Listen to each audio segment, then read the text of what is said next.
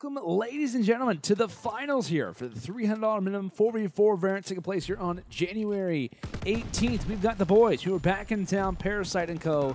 Of course, facing off against the ex-Doom clan. Ricky leading the way between these, of course, known search and destroy stars heading into the year, but have now kind of established themselves as top players in the game. As this entire team, of course, the ex-Doom clan roster, have found themselves in a fantastic spot, actually grabbing one of the final positions in the Call of Duty World League Stage 1 here for World War II. And now we're looking at the opposite side here for boys who are back in town. They have 3/4 of the Complexity roster who actually competed at CW NOLA. Of course, adding Dashy for tonight. Previous player for, or current player, who really knows, for Enigma 6. Not a lot of roster drama has kind of been going on. A lot of things have been kind of changing pace, but it's obviously an interesting situation to kind of look at for tonight's tournament because, of course, we had a number of different kind of storylines coming in, roster changes, but also the weapon tuning adjustments that were made. The FG42, kind of the sniper rifles have been changed. Maps have kind of been turned around when it comes down to TTF on London docks and St. Marie Demolish Search and Destroy spawns. We've got to kind of witness and watch a lot of those things.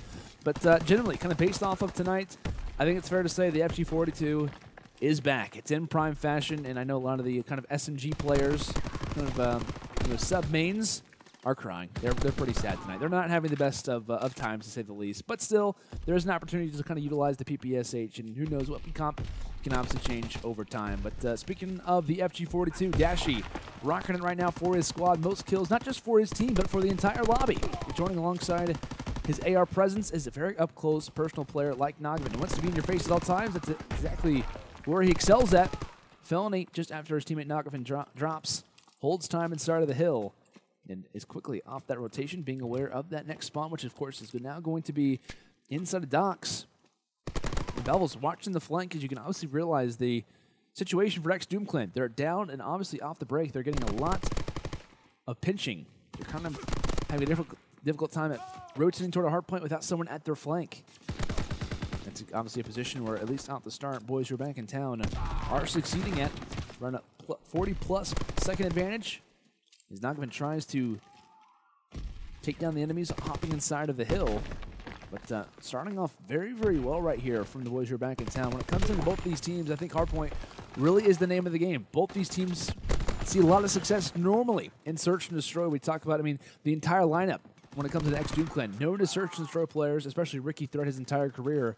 And we talked about Fero, Decimate, Bevils, all these guys known for this game mode, heading into, obviously, their competitive careers as well. Felony, Nagafen, Parasite, Dashy, all known for being good at Search and Destroy, especially Dashy and Felo.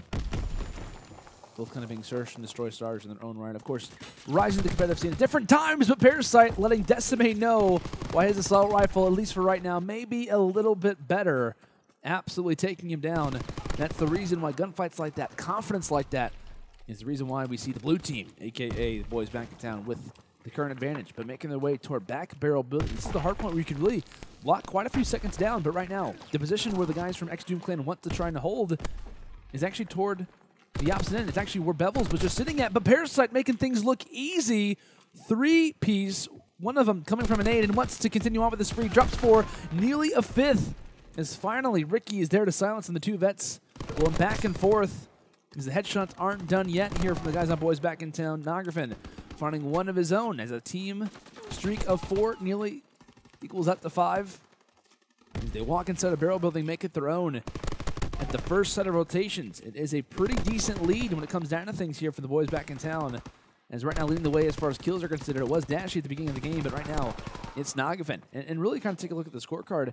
It's everyone. It's kind of a group effort for the moment. You kind of see all 4 players in double digits off the break, and for Doom Clan right now, you see Ricky at 10, Fero with 15. Decimate, though, double negative at the current state. And kind of known as the main objective guy is Bevils, and he's even playing better. So something to kind of keep in mind when it comes down to Decimate. He's really been known as a... I think it's fair to say, I really wasn't able to cast over Decimate whenever the original Bar Meadow was in play. But I remember casting over the original Enigma 6 team in one of our kind of first tournaments with FG was a big factor, and he was very, very good with the FG42. So I imagine that he probably has, if we can actually switch to Decimate's point of view really quick and see what he's got rocking. I believe he does have the FG42, but no, he actually rocking the PPSH. So I'm not sure if it was a matter of just kind of weapon switches, whether he is, maybe switching back to the PPSH role, or whatever the case may be. But is known for the FG42. And honestly, when it comes to London Docks, a very fast-paced map, kind of back-and-forth action is what you're going to see a lot of the time. And it definitely doesn't complement assault rifle players too much. But Dashy showing exactly why when you are a very talented Slayer, that even doesn't really come into play. Doesn't really matter too much. But on London Docks, you're going to be seeing a lot of FG42 players, especially now, kind of swapping toward that bar because they want to kind of have that fast transition play. Parasite, of course, being one who's doing that right now. Also seeing a lot of success with it. But in that last hard point, we saw Doom start to kind of bring things back. They were, I believe, down by about 5 or 6 seconds. But now leaving our last hill, load back into statue. With half the time gone, it seems that it could be the boys who are back in town, getting back that lead, getting back that advantage. But right now, they start to kind of take things over. It looks like it is Decimate and Bevils in the front line, and it looks like Fero on the back end, trying to get the work done. As when we talked about this group kind of establishing together, we actually got to witness the guys from Doom in their quarterfinal matchup where they actually took down Rampy and Lyric's team in a hot 2-0. It was a matter of Fero having a very solid performance. And this is going to be a lot of pressure kind of established on this guy as Dashy, finding 2, tells Ricky to catch it, but also as Ricky starts to jump forward, Dashy is there to find all 3. This is exactly what this man can do when it comes down to the respawns. He had a 1.27 KD at Noah for a reason. Very, very solid Slayer and a guy who can absolutely dominate you with the FG42. The weapon comp does not matter for young Flashy Dashy. As he's continuing on here, finds 2 more, 1 inside a closet, and now has extended his streak to 5. In total, it's an 8 streak as a team for the boys who are back in town as they've now reached that 170-second mark. Nagafen doing the damage up close, causing a big problem when it comes down to numbers. I mean, Nagafen is kind of tearing players down, getting them one shot as they enter inside of the hill. And you have Dashy also doing the exact same thing, and as they kind of pepper up players hopping inside of the hard point, they don't even have numbers at this time. Nagafen, Dashy, both on 5 sprees. As we talked about 10+, 11+ team streaks going down for them as well. The reason why they're currently in prime position of that lead, but kind of getting back to talking about Doom. There's a lot of pressure, I think it's fair to say, on Fero right now to kind of really be the main Slayer for this team. Him and Decimate, even Bevils, are really going to have to kind of step up when it comes down to that slang category. Of course, all 3 of these guys known for their search and destroy games, so they've got to turn up when it comes down to the respawns. I believe it was Fero who was playing very well in their first series, dropped quite a few kills in the hard point, also dominated the search and destroy. So he answered the call when it came down to their first kind of quarterfinal opponents, but in their finals, it's a lot different. You had a different group kind of facing off against, and it's obviously kind of interesting to see and kind of watch. Kind of these search and destroy players coming into World War II who are, not nervous necessarily, but we're really curious about, what's the next direction of my career. Dashy may be thinking the same thing. Of course, it's more established, I think it's fair to say, than, the other search and destroy players in this lobby. But generally, when you're looking at Fero, you're looking at Decimate, Bevils. I mean, what are these guys really going to do when it comes down to this new year? Like, what are they going to have an opportunity to do? And like I said, they find themselves in finals of variant tournaments like this. They find themselves even in the Pro League, too. So, obviously here for a reason. Facing off against a lot of stiff competition. Of course, we talked about Doom in their quarterfinals matchup. We also got to bring up Boys Back in Town. We actually got to witness 2 of their matches. One of them wasn't very close, to be honest with you. Faced off against Joe Nubsy and Co. RCD's Mox Mox and Exotic. Didn't really face off against them too well. But in their last semifinal matchup, though, they've been facing off against Evasion, Swarley, and Cell's team and beat them in the semifinals in pretty easy fashion. Beat them in a hot 2-0. But where they struggled, though, was in the hard point. And this is like I said, the thing when we talk about both of these teams. Doom in their quarterfinal game also kind of struggled in the hard point. Granted, both these teams won, but without question, it's not their preferred game mode. Both these teams, when it comes down to competitive in their future careers, of course, complexity being a main 3. These teams are really going to succeed when it comes to search and destroy. They're going to bank off a hard point win, but really it's going to come down to S&D and CTF victories. So a huge advantage, I think it's fair to say. Not just in the best-of-3 format, but when it comes down to both these teams' strengths and weaknesses. Search and destroy is where they're going to be the most competitive. So having that game 1 advantage is going to be huge when it comes down to things. And we talked about streaks. Dashy, by the way, on a 7 spree again. Just absolutely dominating right now. Has the fighter pilot and isn't far away from that 3rd streak as well. Coming through the skies with the fighter pilot. Only 8 more seconds left for his team. Takes down Decimate. Spots where Bevils is. And just like that, the call out comes through. The final 2 seconds are going to tick down as he does earn the artillery barrage just for good measure. Can he extend the streak to 10? It's not going to matter, though, as I believe one player kind of hops in through their back lines. As this one ends, 250 to 149 in favor of Boys Are Back in Town. as an exclamation point gets brought into here from Dashy as he finishes off incredibly well. And this was just a matter of, you know, I mean, rotations were obviously important. That obviously kind of played a factor throughout this game. But it's just a matter of who was slaying better. And Decimate obviously has a kind of lackluster performance. Finishes off 18 and 24. You see Bevils 17 and 28. I mean, I think it's fair to say Bevils is usually the objective guy for this team. And only have 30 seconds inside of the hard point obviously isn't great, along with the negative slaying numbers between him and Decimate. You can't really do a whole lot. And this is what I kind of talk about when it comes down to this team, is that Fero can't really do it all. Like, Fero's going to have to kind of step up. Decimate, Bevils, they're all going to have pretty solid slaying numbers. Not taking anything away from Ricky, but he's going to be kind of like the main AR a lot of the time between him and Decimate, who really wants to kind of run that role. FG42 kind of changes things up as well. But when it comes down to this group, right, one issue for me when it comes into Doom Clan is the problem when it comes down to slaying. Like, they can't really afford to be losing, you know, matchups like this and trying to rely on a search and destroy, because, you know, granted, it's obviously nice to be a good search and destroy team, but automatically having the negatives that come from a hardpoint loss, I mean, it's never fun to have, you know, a dominant loss in a hardpoint and expect to be like, hey guys, let's just turn this thing down into search and destroy, because we talk about momentum when it comes from a hardpoint. It's big when it comes down to a landscape of a series. So, like I said, Doom Clan going to have to rely heavily on kind of those big search and destroy matches. Going to have to rely on a CTF or respawn victory for them to kind of get to those game fives when it comes down to the Pro League. So, very curious to see what this team does. But like I said, when it comes to the respawns, especially relying heavily on Fero, relying heavily on Decimate, those two especially, kind of get that slaying done. And we talked about the third slayer kind of on this group is going to be Bevils. If not, he's kind of the support guy.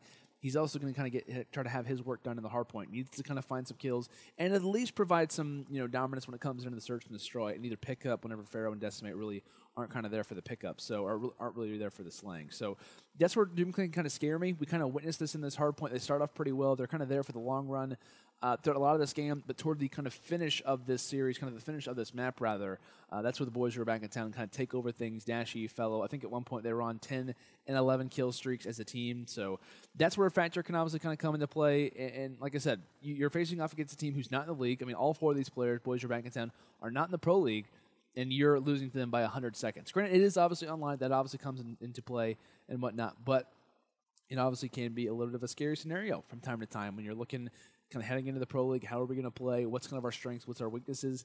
Definitely the strengths are search and destroy, and now losing in a pretty dominant way on hardpoint. How do they rebound when it comes into Arden Forest, which of course is going to be map number 2. The boys who are back in town, currently up 1-0 in the series, now looking at search and destroy here in Arden Forest to be the final resting place of this final. And looking on here, off the break, it will be the guys from Doom Clan. On the offense, Decimate responds for the early first blood. Felo make an impact, takes out half the Doom Clan roster. Unfortunately, his life will be traded, but it is a worthy exchange in the long run, as now Decimate and Ricky in a pretty awkward spot, both with FG42s, and just like that, Nagafen gets picked off. Parasite still rocking the STG-44. It might be out of style, but he's still finding kills, at least one at the end of things. But Doom Clan, gotta say, that was a really big pick that we ended up seeing come in from Ricky through mid-U onto Naga, just because they looked to be in a pretty awkward spot. Felo kind of did all he could with finding 2 kills through mid, but that's a round you really can't afford to be giving away. Offense in Arden Forest, the team kind of plays a little bit slow off the start. A lot of the times, usually the first round of an offense, I don't know the exact percentages, but a lot of the time that goes toward the defense. So a pretty big advantage off the start here for Doom.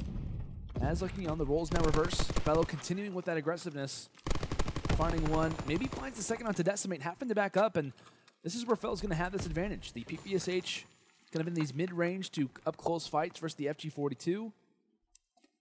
The FG42 can definitely punish you, but sniper rifles can be even worse. Fero finds one. Decimate drops the second. Felo and Dashy still remain 2v2.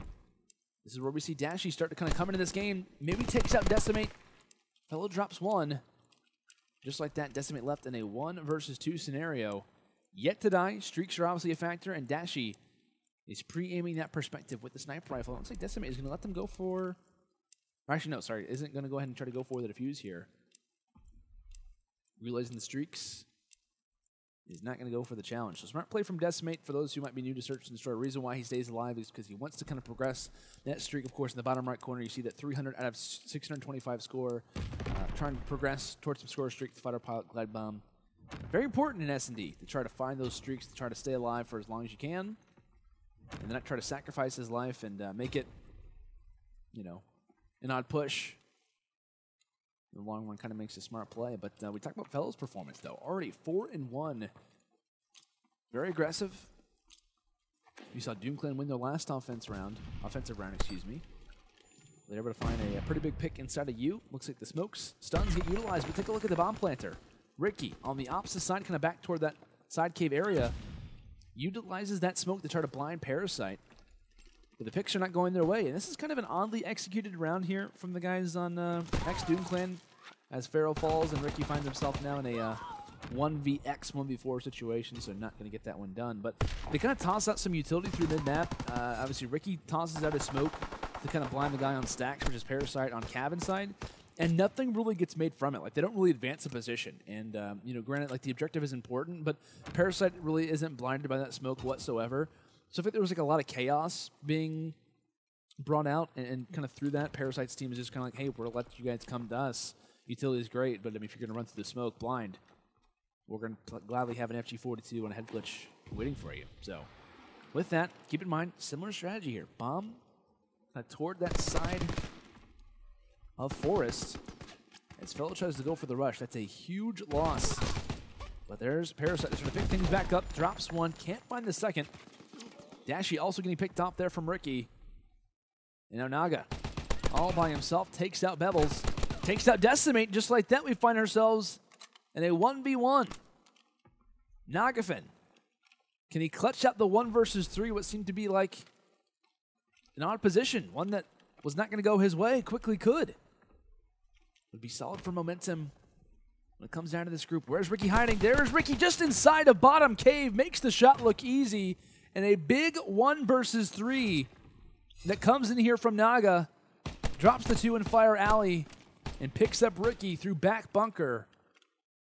A 3rd round gained here for the boys. Back in town. It's a big swing round. I mean, 2-2 to compare to 3-1 is a lot different when it comes into a player's mentality looking at that scoreboard. With Nagafen coming in clutch there, looks like he's going to swap to the STG-44. Keeping in mind, very close to streaks. Might try to go for a first blood. I mean, tossing up that stun, maybe try to get an assist or so. But to look at Felony's aggressiveness right now. Player number 8 inside, trying to find a pick. If he can at least shut down Fero, that's big for them.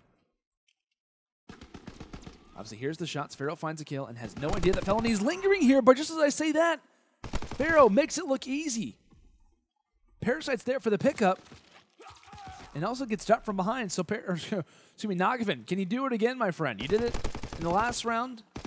Can you clutch another 1 versus 3? And you're going to see the guys from ex-DoomClan give a lot more respect for Nagafen in the situation. Not going to give constant 1v1 fights. They're going to obviously kind of respect him a little bit more. But the question for Nagafen, does he go for a challenge? Does he try to attempt to try to make something at the bomb site? Probably not. And obviously because of how close he is to streaks, only 125 off that fighter pilot. Tries to get something done through mid-map, can't really get it done. And we talked about the beginning of this round, right? Fero ends up finding those first 2 kills off the break. And it looked to be as if Felo was going to be there for the trade. But just overall solid slaying ability coming in from Fero, despite Bevils not finding a kill yet. His teammates, of course, all at 4.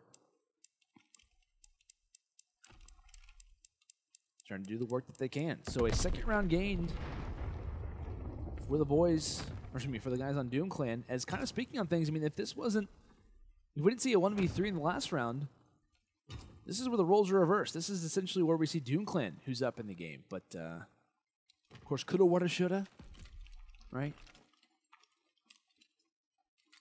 But off the break, keeping in mind, most important player in this game right now is Nagafen. Ricky. FG lingering through mid-map. The reason why Nagafen has the bomb in his hands is because they're playing for streaks. Like I said, that plus 150 would grab it, but he also finds the kill. Big loss for Ricky. 2 players fall in quick succession. And just like that, the man who only has 1 kill to his name, 0 kills coming in this round, now has to clutch a 1 versus 3. Knows where at least Dashy's positioned at. Trying to go for the headshot. Spotty shots, though, and can't get it done in the end. As 3 players stay up. And boys back in town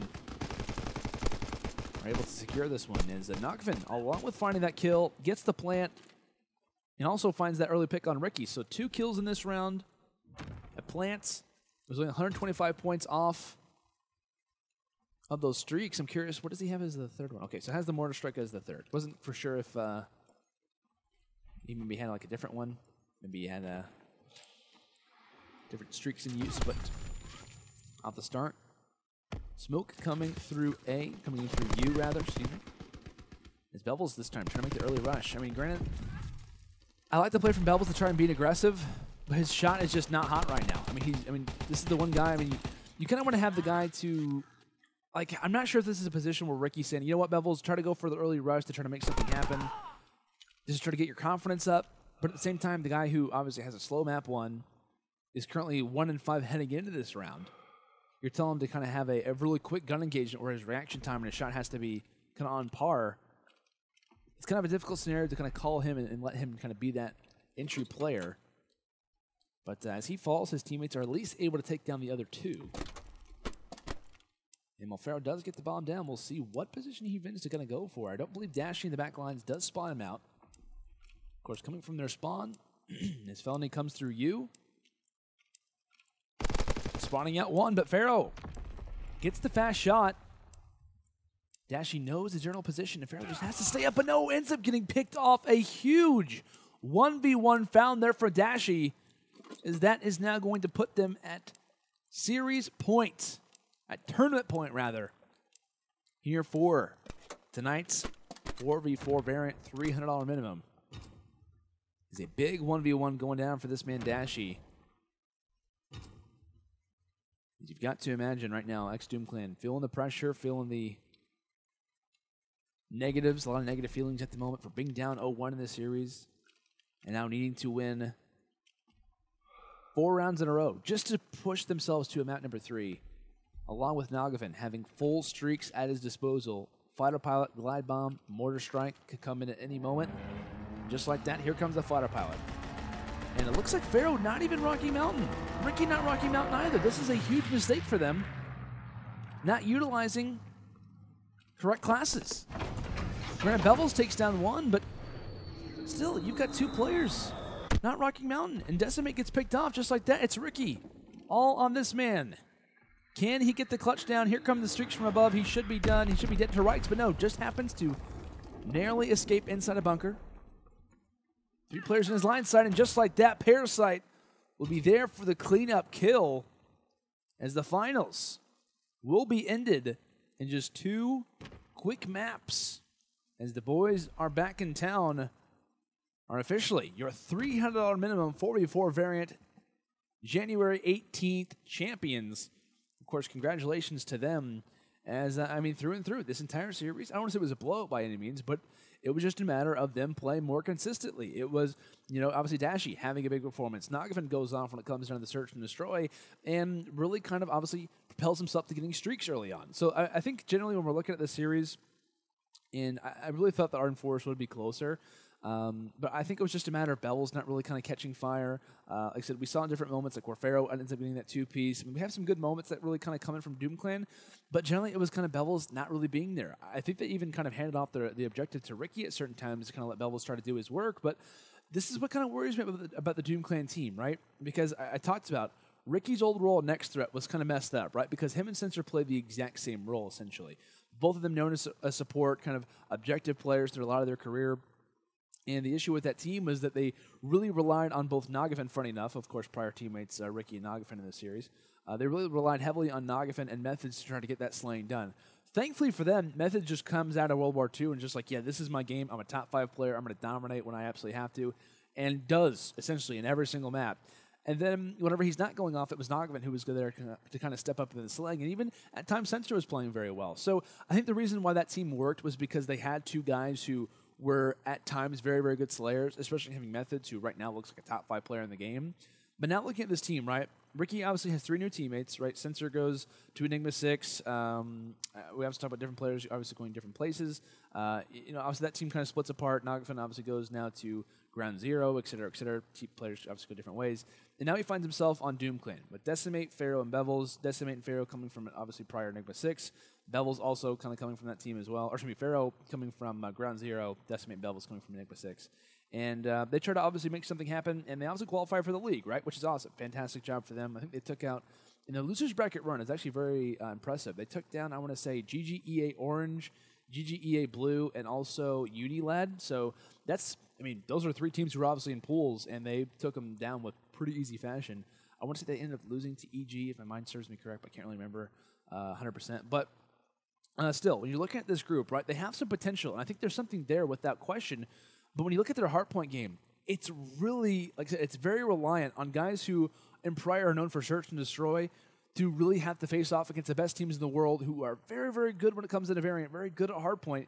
You're relying on search and destroy prior players to put up numbers in hardpoint. You're relying on them to kind of put up numbers night after night after night and search and destroy and in CTF in the clutch this time as well, too. And a lot of times you're going to be seeing, if they win a search and destroy, double hard points coming into a series, of course, map number 1 and map number 4. So that's what worries me about X-Doom Clan is the consistency of their slang. Is the slang potential there? I think it is, but you're really kind of stretching to kind of be like, hey, Decimate, hey, Fero, hey, Bevils, I mean, can you guys really get the slang done for me? Essentially is what Ricky's kind of saying in the situation, because I mean, Ricky can step up as a Slayer at times, and we've seen him kind of go off, but it's really in the clutch. He's kind of like a karma factor as far as like, you know, I'm an objective guy, I'm a support-minded guy, but if I need to get the kind of, if I need to go in the clutch, if I really need to kind of, you know, kind of take the reins essentially, I can do that, but I'm not going to be doing that in every single match.